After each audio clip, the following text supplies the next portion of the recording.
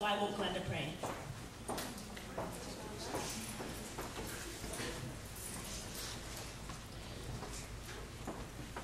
Whenever people asked her about Reggie,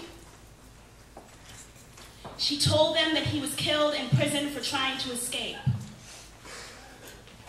But what Glenda wouldn't tell them is that her son Reggie was raped.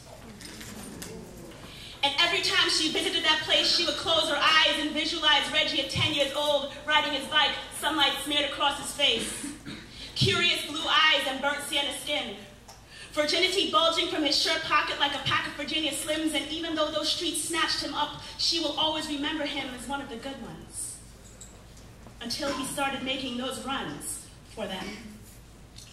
Those weight pushers who treated him like he was the best thing since gold, chains, thick, like nooses. So when Reggie started coming home with an alien ego, little did Glenda know that that was her dream house hanging from his neck. And that bracelet dangling from his wrist was 2 months rent in the projects. And from can't-see to can't-see, Glenda was constantly busting her ass for that next check, so she had no clue that Reggie had stopped running track so he could start running shit. Bullshit, to be exact. Bullshit, to be exact. Running trains on girls, running game on girls, putting on acts almost as good as August Wilson's, being taught by pimps the science of slapping a bitch just right so she will crawl back to him. Slapping a bitch just right so she will crawl back to him.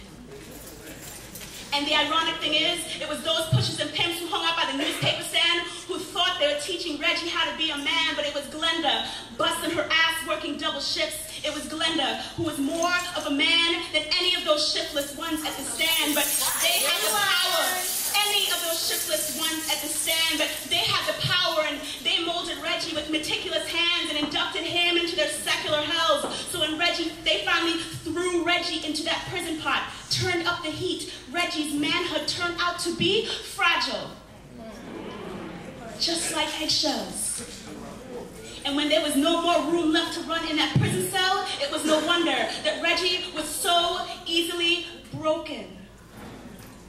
Just like his blue-eyed rapist was hoping.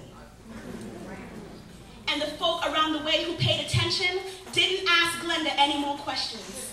They didn't ask her why she was still catching that bus to visit her son in prison after she already claimed that he was dead. But Glenda was no liar. Because when the powers that be turned up that fire and Reggie's inmate tore into him over and over again, there was no amount of stitches or neosporin that could heal such an ordeal, and Glenda could feel her son dying. And because Glenda was so riddled with guilt, that whenever Reggie requested it, whenever he requested it, sure, she would bring him another designer wig and some red lipstick.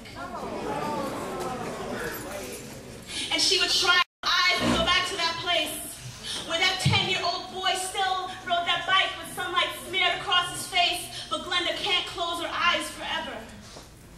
And she'd reopen them and see her mauled creation staring at her, his blue eyes drowning in a sea of mascara. And every week, she would torture herself like this, leaving that penitentiary saturated with so much guilt that no matter how much you wrung her out like a towel, she will never be free of it. And the guilt is not because of the double shifts. And it's not because she too often left her pair of Hawkeyes by the bathroom sink. The guilt is because when a blue-eyed stranger raped Glenda 24 years ago and she found out that she was pregnant, Glenda had prayed for a girl. And now she had one. What? God answered her prayers.